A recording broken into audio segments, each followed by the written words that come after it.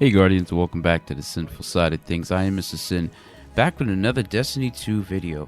And in this video, I want to go over the interview that happened with the Video Game Chronicles interviewing the Director of Communications, Deej. Right? And in this video, we're going to go over that Deej is claiming the game is better than it's ever been and meeting players' desires, right? Keeping the community together, cross-play answers, and challenges to make that happen. Backwards compatibility when Xbox and PS5 drops. And the thoughts on that? Touching on 60 frames per second on console and the future of consoles versus PC players. How the studio feels being independent and away from Activision. How Bungie feels about the seasons model. And could we see Eververse drops ever again? And then also touching on small player base in Stadia and improving the endgame for PvP players. The question, when is Trials coming back? And Bungie's goals for the next 5 years. So I decided to make this video because I felt like what Deej was saying isn't exactly what us players are feeling, right? So I'm going to read this interview verbatim for those of you who haven't read the interview yourselves, okay? Let's get into it. And it has transformed the franchise since introducing that they are independent, right? They have ended their partnership with Activision, okay? So, speaking to VGC at London's community event this week, Bungie's communication director, Deej claimed the veteran developer is now better than it's ever been at creating an evolving experience that meets players' desires. He quotes, "I think we've gotten better at understanding who the Guardians of Destiny are and investigating into the things that are more meaningful to them," he said. Quote, "This new season model is loaded with different quest lines that can lead to exotic weapons, different events, different surprises. We're better at understanding what makes players happiest and doing those things," right? And another quote, "Whereas before Destiny was a game that people experienced once, watched the cutscene once, threw the game over their shoulder, looked at us and said, okay, what's next? I think that we're going to get better at situating a lifestyle and a hobby game instead of something that's perishable," they say, right? Question from VGC. Today is your community day in London. How important is it today with more and more platforms arriving that you can keep the community together? Deej responds, "Community is the reason why we make games at Bungie. We quite literally have a company propose of create worlds that inspire friendship. So the community is a project as much as the game. We see the game as a platform of a catalyst for bringing people together who would never have met before. Let them sharing amazing experience together. Let them create fantastic characters together and perfect them over time. And then form long-lasting bonds of friendship that help games transcend a limited license for a piece of software and become a place where you can go visit your friends. Community events like this, where we can get together, people in real life, step beyond the avatar and really get to know each other as people with the interesting common bond. Those are my favorite moments of working for Bungie," Deej says. And Levine, he 100% agrees. This is verbatim. "This is my first time coming to one of these events, and I'm really excited to meet all of the community personality. In terms of our studio goals and games, the worlds that inspire friendship. When a new light launches, I saw this resurgence of people around me wanting to come back to Destiny. I also had this really cool opportunity to engage with my personal friends who hadn't previously played Destiny to join us because it was a new avenue for them to come into the game," right? So, Video Game Magazine Chronicles asks this question. "Destiny is now on more platforms than ever, most recently launching for Steam and Stadia. You've enabled cross-save, but do you still have plans for cross-platform play? And what challenges do you need to overcome to make that happen?" Deej responds, "We certainly are keen to explore anything that would bring players together so that they can share their experiences. Like I said, it's sort of our mission as creators for entertainment in terms of challenges. They're always the same. It's accolation of resources. It's developer hours. It's all of the things that we have to do. We make guided decisions as to where we want to invest their time. What sort of features do we think would be most useful to players? What things can we do to evolve the world of the game to keep people engaged and entertained? While we don't have any promises about new features that will come online in the future, I can assure that there is always a lively conversation at Bungie, as there always was for years, before we arrived at even cross-save, about things that we can do and what would be good for players, and that we want to find the time and resources to invest and bring to fruition. So, they ask, with your focus on community, how fortunate are you that most platforms seem to have a very open approach today to initiatives such as cross-save and cross-platform play? Deej answers yes. We're very fortunate. We definitely like to be at the forefront of this industry when it comes to bringing people together in new exciting ways. I have been a player of Bungie games since 2001 and still play Bungie games with people I met back then. So I have relationships that are 15 years old that are most stable friendship that he ever had over time. Going to work for Bungie, I wanted to pay it forward to the entirety of new generation of gamers, and all of this has exploded in ways that he could never anticipate, right? The Destiny community has a sort of outmatched any of my hopes and dreams. They're an amazing group of people that is their pride and joy. They're welcoming new members and appreciative of each of their triumphs. Levine says, I'm excited to meet people. Tonight, I've engaged with the community in a digital way forums, but I want to engage with the content that I would build and get a sense of if they're enjoying it and what I can learn to take back to the developers in Bellevue. So, they quote, Bungie is far more international than it's ever been. We have professionals based in Paris, Hamburg, Amsterdam, Luxembourg, those who used to be our Activision colleagues, but now they're our Bungie teammates, right? So, they asked both Xbox Series X and PlayStation 5 are coming next year with the backwards compatibility. Is Bungie prepared to ensure Destiny players have a great experience when they move over to those consoles? Deej responds, we want to make sure players have a great experience on any platform where they can play Destiny. Given that those Xbox X announcements are less than a week old, I'm in no way in any position to make any promises as to how that is going to work. So, they ask again, but can your players be confident that new consoles are not something you're going to be blindsided by?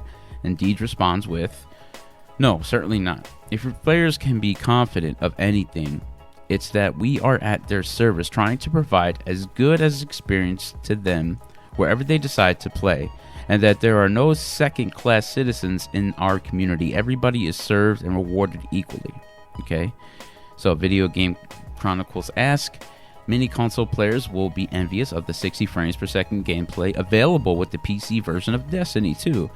Could console players possibly look forward to a performance upgrade, not that the new platforms are on the horizon? So Deej responds with, we're always looking to optimize the performance and the quality of Destiny, of the experience. It's a matter of priorities. We want to create a world that is beautiful and makes no compromises in terms of art. A world that feels alive, and you are interested in exploring it because it captures your imagination. At the same time, we want to make the games as fluid as possible. We'll place those bets and we'll double down in the places that we feel are more meaningful. That's sort of the debate that rages inside of the studio between arts, right? Engineers and optimists and professionals. Though certainly nothing that I can make promise about right now, but I think that aesthetically at Bungie speaks for itself. Our comment to quality and excellence exhibits by the people who care deeply about what happens in the world of Destiny because it captures their imagination. So, Video Game Chronicles asks, you've mentioned balancing the studio's resources a few times. Is that something you have to be more disciplined about now that you're independent of Activision? And Deej responds with, that has always been the case. We've always needed to discipline about how we make our decisions and where to dedicate our efforts. We've certainly been more accountable this year because we've been responsible for creating all the things that we accomplished on our own. The thing that I love is that now I get to be here in the UK with a Bungie that is far more international than it's ever been. I have my colleagues here in community teams serving French and the German players in their own market. We have professional base in Paris, Hamburg, Amsterdam, Luxembourg. Those used to be our Activision colleagues, but now they're our Bungie teammates. So it's interesting to see our company evolve and become more international and more prepared to truly serve the global community that has surrounded this game. Okay, Video Game Chronicle asks, Destiny 2 has recently embraced the seasonal model that we've seen so far, with all the season upgrades, right? What do you think has gone down? What do you think how do you think has that gone over with the fans, right? Us. Levine says, the thing that we want to achieve with the seasonal model is to be able to tell a longer story, to be able to start something and come to a conclusion of that story. Something that will change over the course of a season. In addition to that, we learn from each of our activities during a season and look at how we can take those learnings and moving forward. The menagerie mode is a great example. This was a really great thing that our community loved, so we dedicated resource to look at how we can build that and still keep it accessible. We took that existing mechanic and applied it to Season 9 with the Sundial, which is a slightly smaller version, but very still exciting, right? And Deej responds to that question also with tactically. Last year with the season, we were able to embrace the expectation that the game would change from one season to the next. It's an opportunity for us to address combat balance and reward economies on a seasonal basis, so players could expect that cadence. You will get new challenges, new experience to master, and a world to evolve based on feedback on seasonal basis. The way that we've evolved this year is that from one season to the next, we're counting on the story that will evolve over time, where last year, Ada 1 and the Drifter probably weren't even aware of each other. That was no logic handoff from you one experience to the next. This year, as you defeat the Undying Mind, you free Osiris from the Infinite Forest, who then steps forward with the whole new scenario for you to tackle. Okay? So they ask, of course, this business model behind Destiny has been evolving as well with the free-to-play version launching this year. How much freedom does it give you to not necessarily have to worry about justifying a full price release every year? Deej answers, I think we have to embrace some new business models that have enabled us to appeal to different types of players in new ways and create a situation where it's easier to join the Destiny community. I wouldn't say that this has a measured impact on our design goals. Okay, Levine responds, I would say there's no real difference since going free to play. I think people are holding themselves to a higher standard. We still want to have the opportunity to create really great experience for the community, and knowing that we don't have those other studios to back us up anymore, we still want to give you guys the chance to engage with us at the same level. Deej responds again, I think we've gotten better at understanding who the Guardians are of Destiny. Let me say that again. I think we've gotten better at understanding who the Guardians are of Destiny and are investigating in the things that are more meaningful to them. A cinematic campaign that you could speedrun over the course of several hours is something that we tried to deliver. The new seasonal model is loaded with different quest lines that could lead to exotic weapons, different events, different surprises. We're better at understanding what makes players happiest and doing those things. Whereas before, Destiny was a game that people experienced once, watched their cutscenes, threw the game over the shoulders, looked at us and say, okay, what's next? I think we're getting better at situating lifestyle in a hobby game instead of something that is perishable.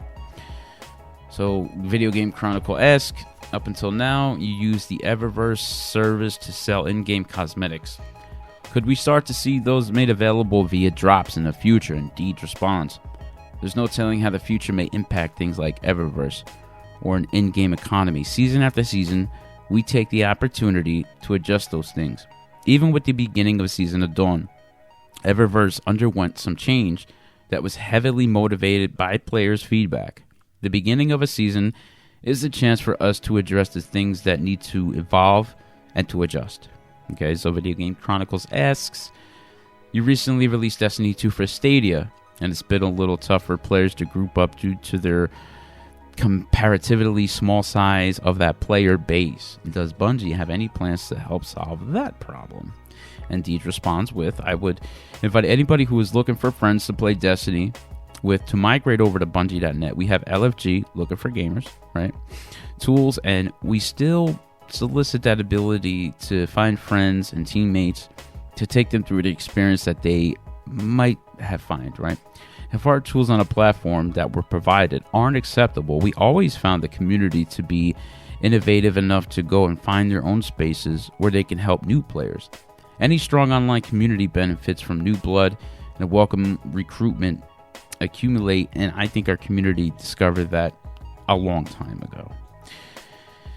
The Video Game Chronicle X, do you have any plans to improve the endgame for PvP players? And Deej responds with, there has been conversation at Bungie about the reinvestment in PvP, and I think you started to see the beginning of that last season with Crucible Labs. As a member of the community team, I love Crucible Labs because it is the great means of collaborating with players and giving them a voice in our creative process. So if we told them we wanted to improve elimination, Crucible Labs is the experimental zone where you can find 3 different ways to enjoy that type of combat. Through your conversations, a general consensus, and just the data that you logged by playing, we are going to get a sense of which version is best and makes it a more permanent playlist inside of the game. Video Game Chronicle X, the most eluding answer and question that everybody's been wondering: when is Trials coming back? And Deej responds with this: we have no announcements to make about Trials at this time. Come on, Bungie, give us something to look forward to with Trials, right? Come on, man. Video Game Chronicles asks this: Destiny was famously billed as a 10-year experience. You are over halfway through that, so do you feel about the next 5 years and beyond? Deej responds with, our goals for Destiny was always to create an adventure that would unfold and evolve over time, and we're getting better at doing that more quickly now. At the same time, the community that has made this game its home is our pride and joy as a company, and we're going to continue to serve them, learn from them, and combine that with our own inspirations for where we want to take it. We are thrilled with the year that we've had with Destiny, and we want added to it. Alright guys, so that is the interview that the Video Game Chronicles had. If you guys want to see this interview for yourselves, go to videogamechronicle.com. You guys can see that interview there with Deej. I read this verbatim. I also want to do the video too because Deej says that he is more understanding of what the players want. Do you agree with Deej? Do you guys think Bungie is giving us what we want as far as content and gameplay and this, that, and the third? My personal opinion is yes and no, right? I love how, we're actually getting to like Saint 14 is canon, right? Saint 14 is canon now, guys. Like Saint 14, a legend himself, Osiris, is canon now. My question is, can we resurrect Cade 6? I know they said he's dead and you can't do that, but can't we just go back in time like we did him? Like, come on, bro. Can't we just go back in time and save Cade? Like, seriously. Maybe that's why we never got a Hunter Vanguard yet. Maybe because we are going to go save Cade 6. I don't know. The state of play of PvP. I like where it's at right now. Okay, I'm above average PvP player. You guys can go check out some of my other videos on that. I do want to touch on Trials. I miss Trials so much. I mean, don't you guys miss every Friday going like, oh, I'm going to play Trials Friday to Monday? Like, you get your strikes out of the way, get your milestones out of the way, get the grinding of the weapons out of the way, get your raids out of the way, and it's like, yeah, time for Trials, bro. I mean, I don't know, man. What do you guys think? Is Deej right on the nose?